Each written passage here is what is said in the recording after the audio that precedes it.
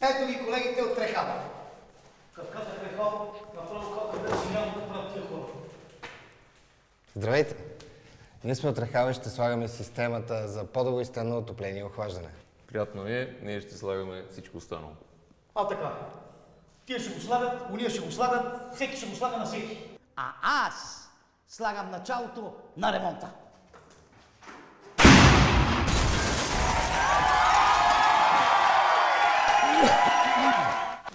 Ого, днес сте възпитани. Какво прави сега? Какво да случва? Казвай. Монтираме подовото отопление в банята, колеги Иванов.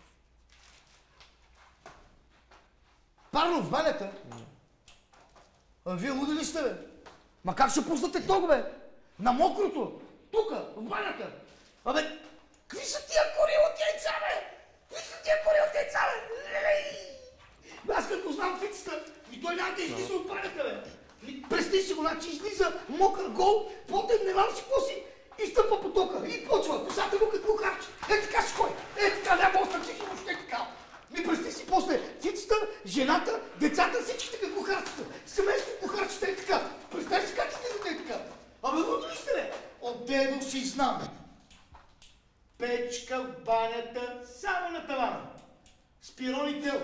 Ако трябваше го коват този пирон на тавана. При тази технология, колеги Иванов, това няма как да се случи. Става въпрос за системата за подово отопление. Рекал, която не работи с ток. Тя използва воден топлоносител, както колегата технолог.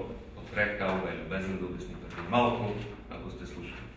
Абе аз не знам какво е обяснило, но последния дът не ще се учи, не знам дали го разбира.